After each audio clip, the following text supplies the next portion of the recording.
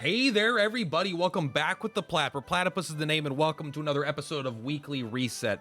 You may be able to tell by my home screen that there is something new in Dragon Quest Tact, and that is the Dragon Quest Tact Part 2 is live. I did just do a video on it yesterday, so I highly recommend checking that out. It goes over everything that changed, but basically, there's slightly more in the Tact shop.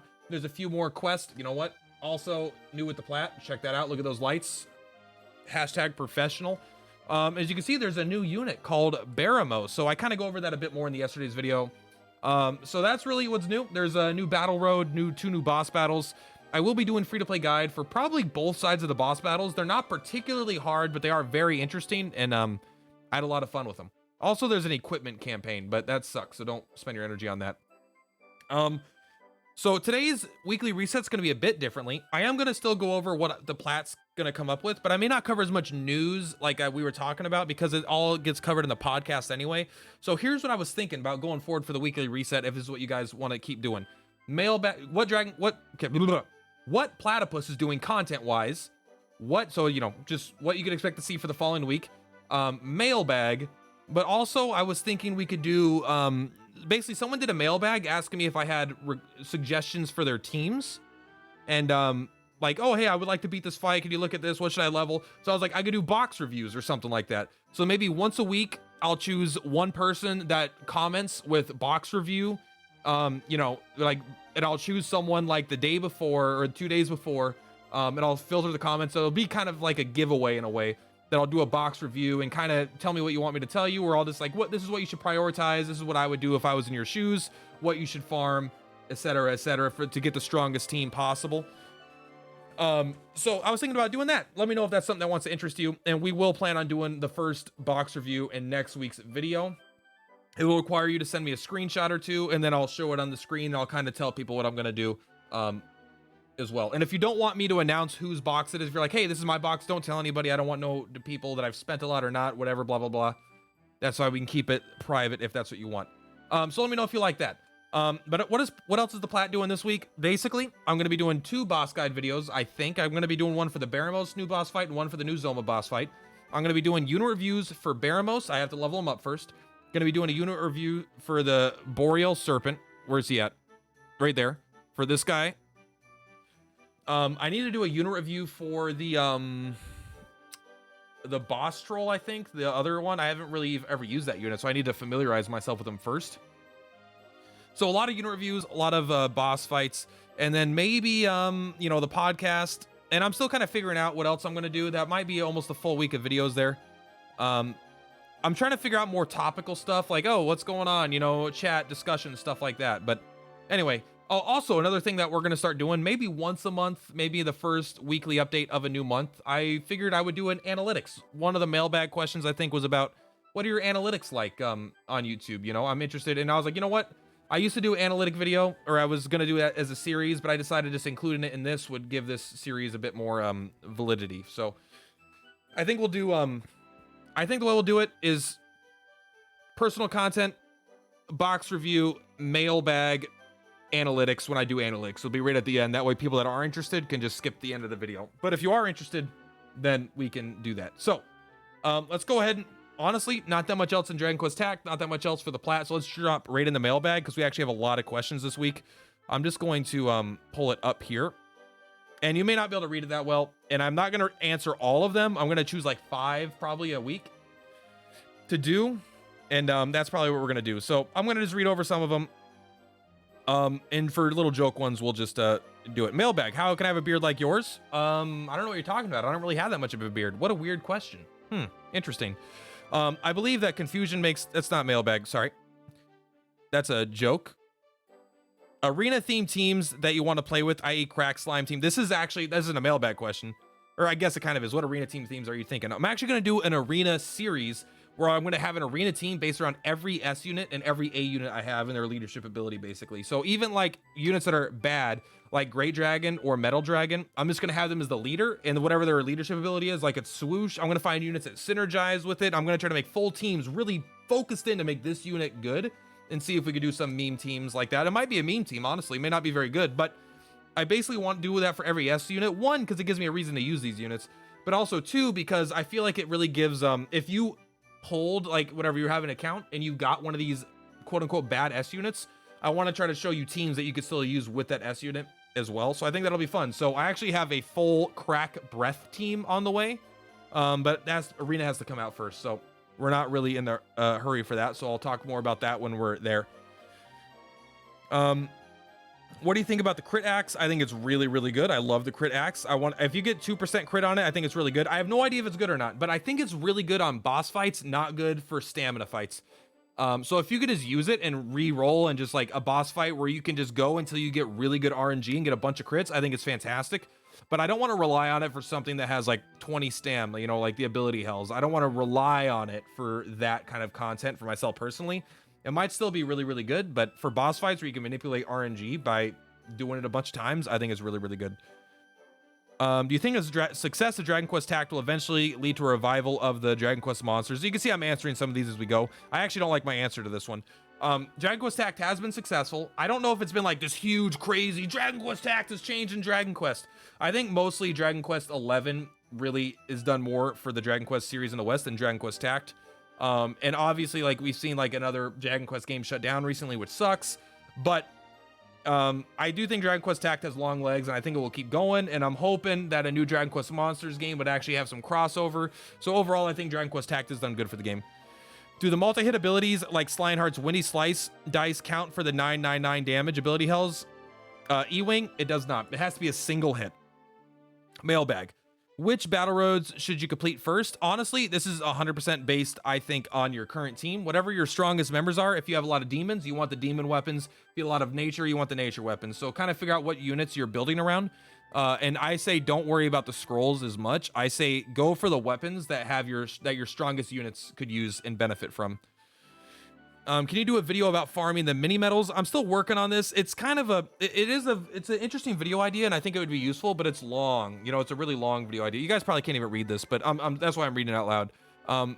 It's a weird, because there's so many mini metals in so many ways. I might do a video over like, here's where you get them and not tell you how to get them, but like more like a list of where every mini metal in the game is from.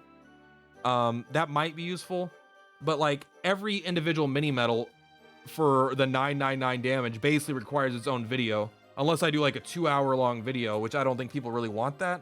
Maybe I make these videos separately, then I supercut them together. My phone just turned off because it's been 5 minutes since I've touched it. It's getting late. Staying up late because I had streamed tonight. What should I be prioritizing on my event dagger? I'm going to assume that this is the Zoma dagger. If you have Zoma, the Glacial Doom is fantastic. If you don't, Crack Type Potency is very, very good, and it can be used on tons of units. And in fact, I would say there's a good chance that Crack Type Potency is just better overall regardless, but I personally am going for the Zoma special on the dagger because it's the only weapon that can get that. I do have a Zoma with 1 Awakening. I do plan on using them in content. Maybe not on YouTube video that much, but I will sometimes. Like, people have been asking me to use more S units and stuff. Like, it'd be fun to watch you use some of these units. And for boss content, I really do want to use more free-to-play stuff, but also for arena, I do want to be able to flex a little bit of these stronger units I have, because that's still applicable to a lot of people. A lot of people pull for Zoma and get Zoma, right? It's not like ignoring that stuff means that all my content's all applicable to everybody, but my cat is scratching the sliding glass door. It's late in this light. You see my reflection and his reflection. He doesn't understand and he scratches it. So if you hear him, that's just him being a baby. All right, so I don't have a box review to do this week, actually, but we're planning on next week for doing our first, but this is going to be our analytics part of the video. Basically, what have I made? What are my numbers on Twitch and YouTube? So let's first go to Twitch. We're going to open my creator dashboard. Let's see if I can just make this a little bit thinner so you guys can actually see the entire thing. This may not be practical. You know what? I could probably go to switch here to go to mainstream. Boom, boom. Transition, bro. And then let's go ahead and do a capture, display capture, add YouTube. There we go. Don't look at that up there. I'm watching, actually, this is all just my channelytics. I'm not watching anything. Never mind. You guys are crazy, not me. Let's bring this up here. Like so. Let's go ahead and cut this off. I actually may not. Let's go ahead and see what I need first. Insights, channel analytics for this. So I don't even need that much. This actually would have been perfect the way it was. So we can see here, over the last 30 days, I have averaged 18 viewers. You can see I don't stream that much. And these are my Dragon Quest Tact streams. right here, these bumps. So you can see they're getting lower over time. That could just be from the units being less interesting, me spending less money. It could be from Dragon Quest Tact not having as many viewers. It could be from the time of day. There's a lot of things, but each one has had slightly less viewers. I suspect 2023 is somewhere around where this is the one that I had tonight. It was kind of where we'll dip to be the lowest, but you know, who knows? These smaller ones are my Dragon Quest 3 streams, so I'm not doing incredible on viewers, right? My YouTube does much better than my Twitch, but that's just the way it does for the most part in general. I've had 121 follows, very good. You can see this one did really good. Interesting. 49 subscriptions, again, mostly on my Dragon Quest Tact. They actually aren't keeping track of April 4th yet because I did get quite a few, so this isn't keeping track of the money I made tonight or the things I got tonight. And you're gonna see a lot of things, like if I have a big stream with new content, like, hey, we're gonna do this stuff, it's gonna be big, it's gonna be fun and exciting. There's gonna be a lot of people that show up, and a lot of people are gonna drop their subs on those days because I use that towards polls instead of putting it into my pocket. So that's kind of that thing we got going on. That's why you'll see these clumped together, because it's more bigger events, and then I'll still get some on these other days that I stream. You see I'm streaming a couple days a week doing Dragon Quest. I've made $144 in the last 30 days off Twitch. That's very good. Thank you very much, guys. I don't know if you're interested, you can see exactly here. This is from Prime subs, paid subs, gifted subs. I actually make more off gifted subs than I do anything else. We'll take a look down below and see exactly. 333 hours in the last 30 days. That's almost like an hour a day, a little over an hour a day. That's not that much. I'm looking to stream a bit more, but also, you know, I gotta have time to not do this stuff as well. So currently we can come down here and look at a few more things. It broken down. Tier 1 subs. I have 61 tier 1 subs right now. Thank you guys very much. Imagine if all the subs show up to the stream. That'd be a crazy good stream. So 25 paid subs, 22 prime subs, 69 gifted subs. So what this basically means is that there are a few people that are bigger supporters than the general audience, which is, I don't know if that's common or not. I don't know, but it means that there are some people that are supporting me really hard, and I really, really appreciate that. Thank you so much. I've made $1.51 off ads, so you can see I'm not getting much there. $26 on cheering. So mostly it's coming from subs, right? And I actually would like to see the prime subs go up and these come down if I can. Basically, this is the free sub. This means it costs you no money because you're already getting it from free from having Amazon Prime. And I would like to make money off of free for you guys not having any to invest. So my goal is to get this prime subs up while bringing other things maybe down, or just getting this to be higher than the other, you know, ratio wise. So you can see views. Actually, what's interesting, if we go to my video manager, if we go to my last streams, they're actually getting pretty good views, like 54 views, 88, 87, 218, 214. You guys can't see this at all. But I'm getting, my views are actually doing pretty good there. But anyway, let's go ahead and go to YouTube Analytics. This one I'm gonna have to reset a little bit. This is not what I want. Hit Control Z. YouTube. There we go. Let's bring this back out. Okay, let's minimize this first. Boom. Make it big. All right. So you can see this is generally doing better than my Twitch by a decent amount. I've had 58.7 thousand views in the last 28 days.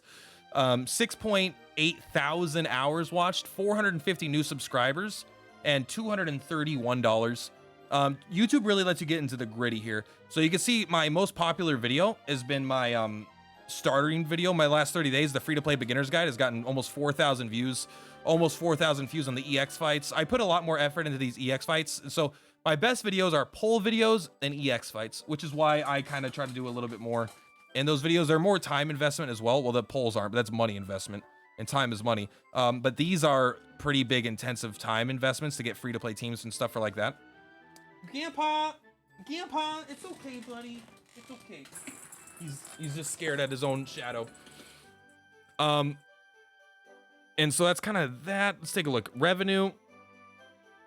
So my highest I've ever made, I think, is $15 in a day, and you see it's kind of dipping down right now. $4 a day, $10 a day, $6, $5, $8. So I'm at $231. I don't know how sustainable this is, if it's going to keep going up, down, or stay the same.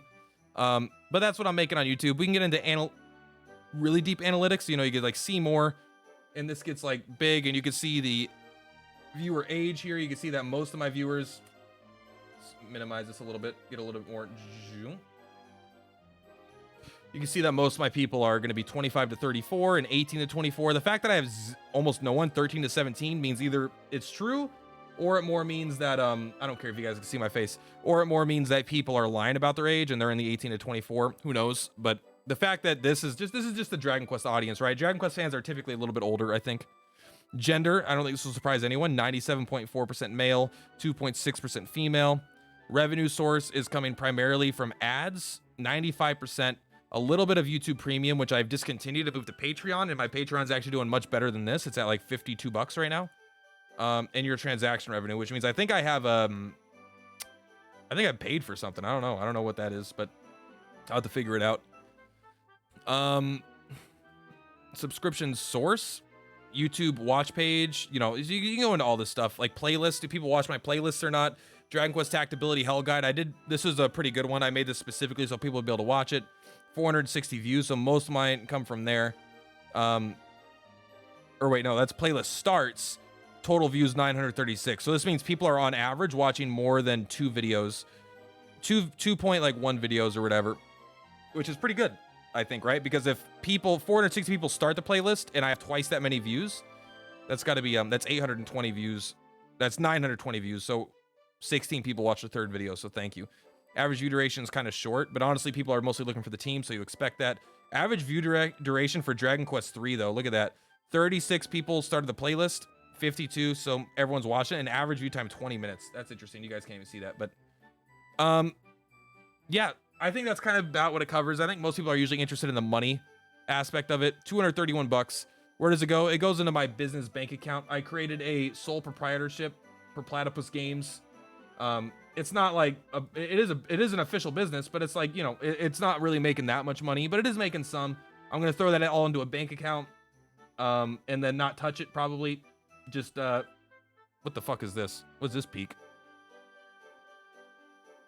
What am I looking at here?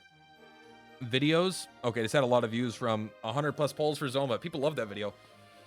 But yeah, so that's basically it. If you guys have any questions about this, don't forget to leave mailbag questions down below. Don't forget to just let me know if you want any questions that aren't mailbag. I'll probably get to. Also, box review. Remember to quote it with box review or something like that. And that's going to be it for this episode of the Weekly Reset, guys. Thank you so much. For Platypus is Purplatypus. I will catch you next time. Much love. Have a good night, friends.